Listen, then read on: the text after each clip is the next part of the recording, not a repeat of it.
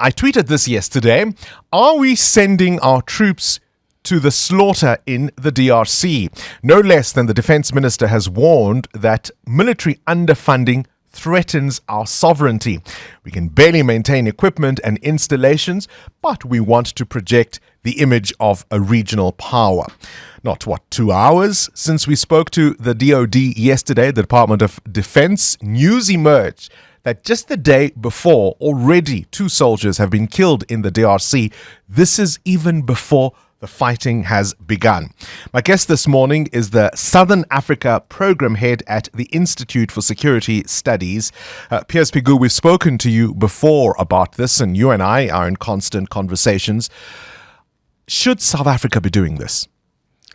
Well, South Africa since 1994 has given a particular focus to its responsibilities for peacekeeping, the development of Africa's peace and security architecture on the continent, and has a history over the last 30 years of showing that commitment. But as you've just pointed out, with the erosion in capacity of the South African National Defence Force during that period, deployment is a much trickier question at the moment, and right now it looks as though we are not properly equipped for these missions. To be clear, this is not a conversation about whether or not we should do this philosophically. Rather, it is, if we are going to do it, we should surely give these troops the best fighting chance. Yeah, I mean that's clearly the appropriate approach, but there appears to be increasingly a dissonance between what political commitments are made by our political leaders and the actual capacities on the ground to be able to deliver. If I can just give you one quote, the head of the South African National Defence Force, when he gave a statement, a media briefing, the only media briefing we've had on our deployment in Mozambique in around March, April 2022, he said, "You don't get a single malt service from a Coca-Cola budget." And that was in response to a question about why do we not have air cover? Well, I pointed out yesterday, that's the example, but Thandi Modise, the defense minister herself, top generals have spoken about our underfunding. We've heard in Parliament about the state of our readiness deteriorating. So when you talk about our political leaders not quite getting the facts, it's not as if they haven't been told. Sure, and I think that's one of the big questions that we have here. Of course, much of the preparation and the detail we don't know about, and I think we must recognise that up front, and understandably so. These, we're not going to expose what our capabilities are. It's the nature of the beast. Right, let's break down these deployments. Let's start with Mozambique. As I understand it, I think as late as July this year, we will officially have pulled out of that scenario. Does that mean we have won? We have beaten the insurgents? Certainly not. There was, following the interventions in mid-2021 from SADC and from the Rwandan forces, the insurgent forces in northern Mozambique, their capabilities have been severely eroded. But the notion that it's all over certainly is not the case. And we've seen in the last month or so, and particularly in the last couple of weeks, a significant uptick in activities, which has led, for instance, last Friday to a massacre of 25 Mozambican soldiers in a small town in the coast of Cabo Delgado. So they have capabilities, and as we pull out, you're going to see probably an uptick of activity that will complement what we've seen in the last few weeks. Is there an argument to be made that's the nature of these things? You get drawn out, or at least you get pulled into something that's drawn out over time. The rebels or the insurgents aren't going anywhere, and they're simply going to just wait you out.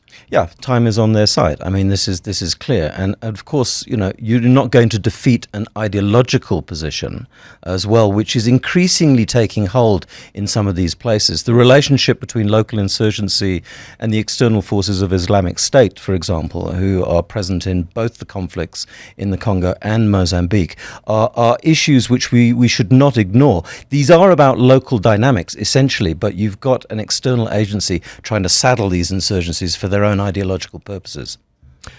So what will that mean for Mozambique? What will it mean for South Africa? There are next door. Of course, yes, the northern part is considerably further away than, say, where we are, but ultimately it is the country next door. If that falls apart, what will it mean for the region? Well, you know, the notion that this is going to spread like wildfire over the region, I think we need to be cautious about that kind of thing. But what we're likely to see in Mozambique right now is a kind of containment of key economic zones, particularly around the liquid natural gas development in the northeast there near Palma, and also some of the southern mining interests around graphite, rubies, gold, those kinds of things. So you're going to get hard security locked down in those areas and around some of the transport nodes and major towns, and then other parts of the province are going to be left to this kind of activity. I think that's the concern we have. One of the things that certainly got my attention when we were speaking ahead of this interview was you pointing out to me that in Mozambique, we're fighting alongside, of course, Rwandan troops as part of that SADC mission. Presumably then there would be shared information and intel about our abilities, our strategies, our tactics, and so on. And now, of course, begins another deployment in the DRC, and SADC itself has said that the M23 rebels that we're about to fight are in fact backed by Rwanda. Make it make sense. Yeah, I mean, it's complex. The SADC connection of Rwanda to the M23 is not something that they've been publicizing and broadcasting. Yeah, I would say, in fact, they've denied it, haven't they? Well, the Rwandans have denied it, absolutely, and they've denied reports from UN Special Panel of Experts and so forth that have been making these allegations, along with a number of other countries. So, yes, officially they are not, according to them, but certainly in terms of SADC documentation that was leaked earlier last year, definitely SADC sees that connection. How does this relate to the Mozambican environment? Well, of course, the Rwandans came into Mozambique on the basis of a bilateral deal with President Nyusi back in July 2021, and they deployed about a week before the SADC forces deployed. Now, there wasn't cooperation and coordination. They were given specific areas of responsibility in the province, as was the salmon deployment. By October, they realized that they weren't coordinating, so they made a big public noise about coordinating their intelligence. But what we hear over the last couple of years is that the nature of that coordination and cooperation has been tentative at best, and that there hasn't been a proper and effective collaboration, let's say. The Mozambicans are the ones who are meant to be the glue in that relationship, and it appears that neither the SADC forces nor the Rwandan forces have complete trust in the Mozambicans for a number of reasons. So it's a real mess up there. It's a fragmented approach. I suppose if they trusted them, they wouldn't be there in the first instance. Let's talk now about what are we walking into in the DRC. I mean, the M23 rebels are well armed. They have regrouped since the last time. They're now using, or at least capable of using, surface-to-air missiles. Are we ready to deal with that kind of onslaught?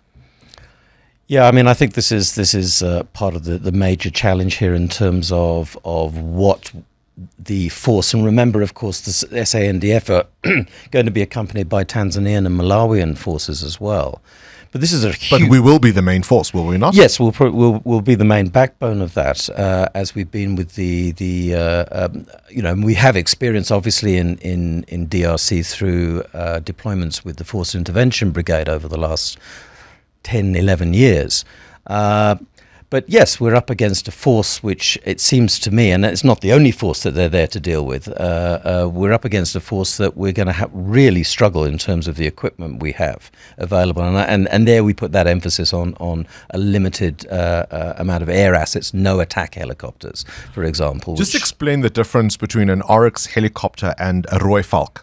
Well, the Rooivalk is an attack helicopter which is armed with a multitude of weapon systems, whereas the Oryx, which may have some defensive machine guns mounted on it, is essentially a transport helicopter and is used for logistical purposes. So how many do we have in the DRC? 3, I understand. Oryx helicopters. Rooivalks, I understand there are some Rooivalks there, but they're under wraps. They have not been maintained, and no money to actually get them up in the air. These are expensive things to fly and service. How much is I suppose, the disintegration of Denel a factor in all of this? Significantly. I mean, this was part of the lack of supply contracts and concerns about the quality of what they could provide in terms of backup with service agreements. So that's been part of the problem, no doubt. And that's why the fleet of Oryx helicopters is really much reduced now to, I think, under 10 operational. Does our commander-in-chief, and I'm going to point the finger now to the Union buildings, does our commander-in-chief need